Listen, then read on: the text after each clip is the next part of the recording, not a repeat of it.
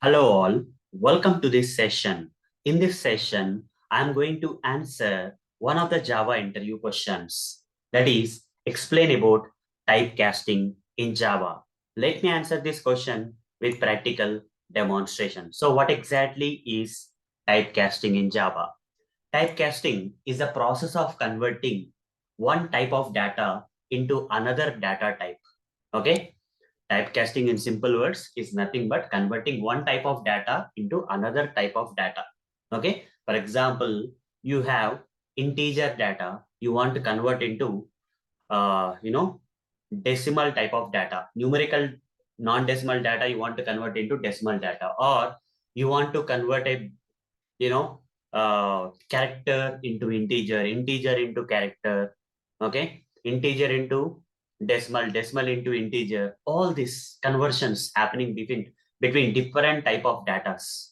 Okay, is called as typecasting. Converting the value of one data type into another data type is called as typecasting. Okay, fine. So this typecasting at a high level can be categorized into two types. That is implicit typecasting, which is kind of automatic. You don't have to do anything. Java will automatically convert the data of one type to data of another type. Automatically, it will convert. Java will automatically or implicitly convert. That is called as implicit typecasting, which is automatic, generally automatically done by Java in the Java programs. The second category we have is second type of typecasting we have is explicit typecasting. Here we have to explicitly convert one data type into another data type.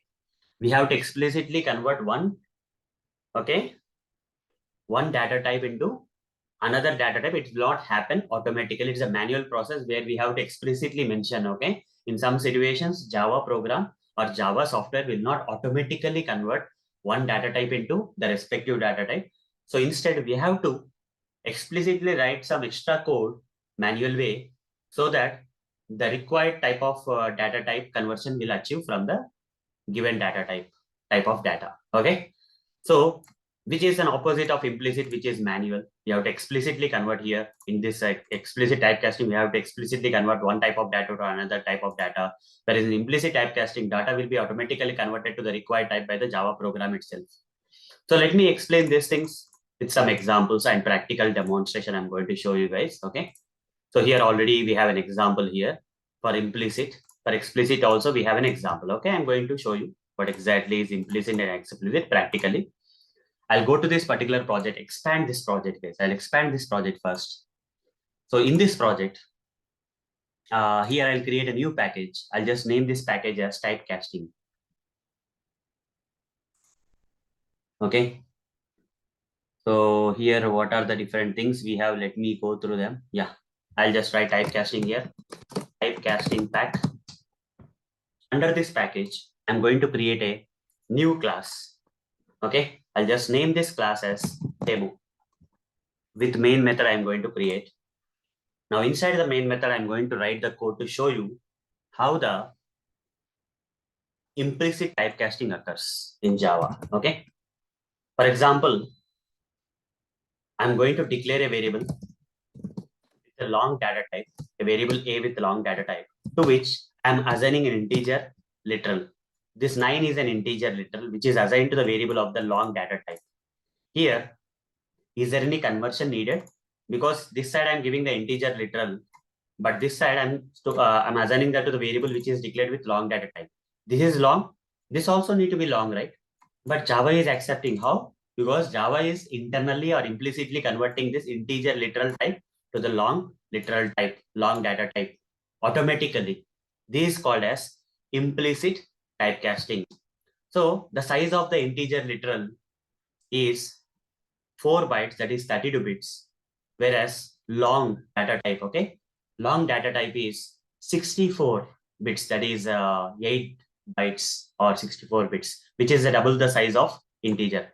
Okay, the size of the data type which is declaring this particular variable is double the size of the data that is being stored into this variable. Hence this is allowed in this kind of cases, guys. In this kind of cases, implicit typecasting will be there. Okay, implicit typecasting will be there. So if I print this out without any problem, the value of A will be printed. Okay, the value of A will be implicitly or automatically typecasted to the long type. Okay, here integer type is automatically typecasted to the long type. Okay, by Java automatically implicitly. You see, 9 will be printed here. Working fine. Okay. Now, what about the reverse thing? For example, if I declare a variable like int b and try to assign a value like 9l, is it possible to assign this long literal type to a variable which is declared with int data type? No, because long literal is double the size of int data type.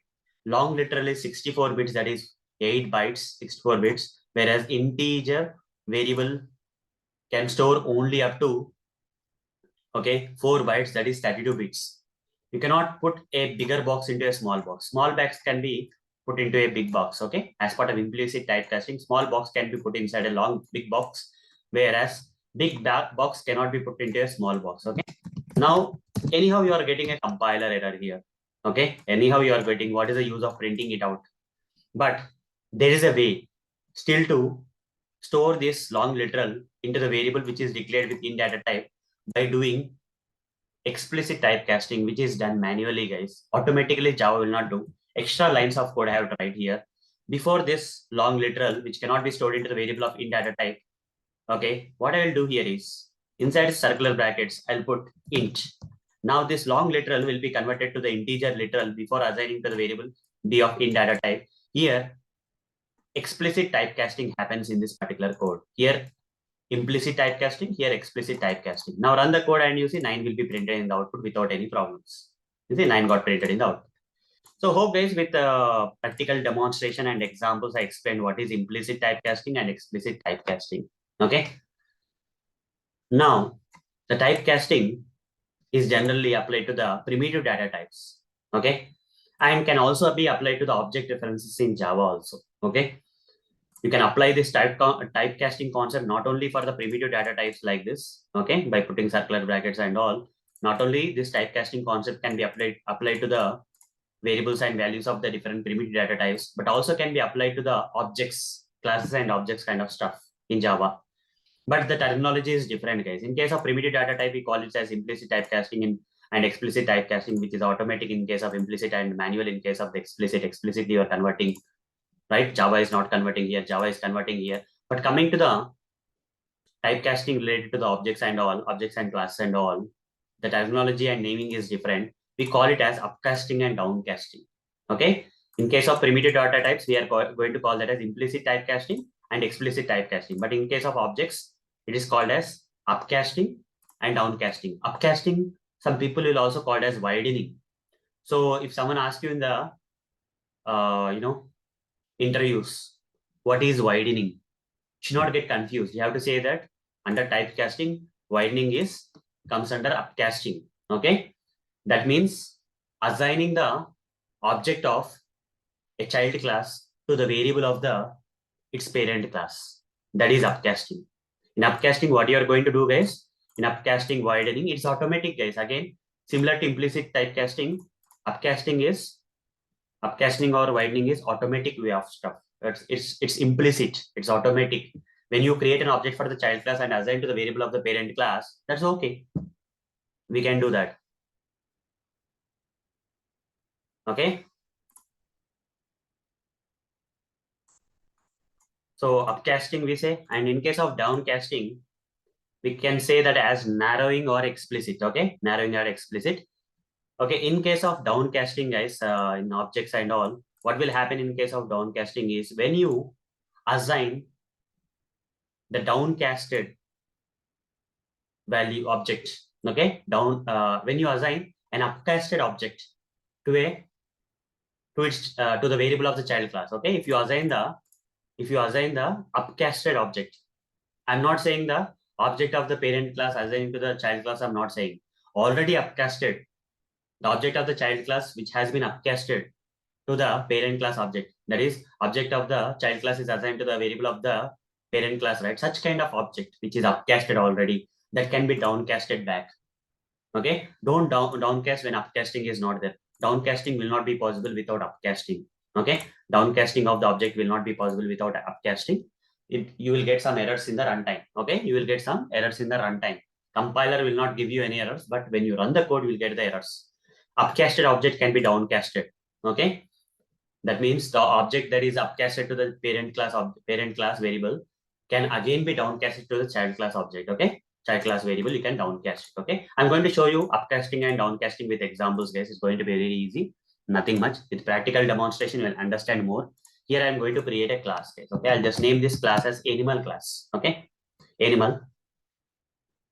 So here I'll create a variable int a is equal to 5. Okay. Some random variable I give. Public class cat. Okay. Int b is equal to 10, I'll say. Int b is equal to 10. Now I'll make this cat extends animal. Okay. Now in this kind of situations, here public should not be put. When there are multiple classes, only the main class should have the public and other classes should not have the public when there are multiple classes. Now create another class. I'll just name this class as sample class. Sample. With main method you create. With main method you create. Okay. Once you create this with main method and all, now create. Now you can create an object for the child class and assign to the variable of the parent class. That means here new cat. Here what you have done, guys, using the new keyword, you have created an object for the child class, and you can assign this object of the child class to the variable a is equal to animal a. Animal a is equal to new cat. Okay. Animal a is equal to new cat. Okay. Then you see this is called as upcasting. Automatically Java is assigning the object of the child class to the variable of the parent class, which is automatic. It's upcasting or widening. You can also call it as widening. Okay. It's widening. But what if I create an object for the parent class? Can I create an object for the parent class and directly assign to the variable of the child class? Is that possible? No. You're getting an error. Cannot convert from animal to cat. Parent class object cannot be assigned to the variable of the child class. This is not possible. What is possible then? If this is not possible, what is possible? Here, the object of the child class has been upcasted to the parent class by creating object of the child class and assigning to the variable of the animal class. This is called as upcasted. This object reference, which is already upcasted here, can be downcasted. You cannot directly assign the object of the parent class to the variable of the child class, but the upcasted object reference can be downcasted or narrowed like this. So you can simply say cat c is equal to a. You'll get an error. That's okay. But here, before that, you have to put circular brackets and you can downcast it. Okay. So what is what is the problem here? A has been upcasted. Is let's save this and see what is happening. Okay. Sorry, capital C. I forgot. Okay. So that is the reason. Okay. So now the upcasted object reference has been downcasted and assigned to the variable of the child class. This is called as downcasting or narrowing. Downcasting, and here it is called as upcasting. It's called as upcasting. Okay. Upcasting, downcasting. Got it, guys? This is what is upcasting. Automatically here downcasting is manually. You have to put the circular brackets. Okay. So with primitive data types, I explained about the different type of typecasting, that is implicit typecasting and explicit typecasting. Okay. Whereas in case of object reference also, I explained about upcasting and that is widening, and downcasting, that is narrowing. Okay. So with this, I've practically and theoretically explained what exactly is typecasting, what exactly is typecasting in Java programming. Okay. So that's all for this session. Thank you. Bye-bye.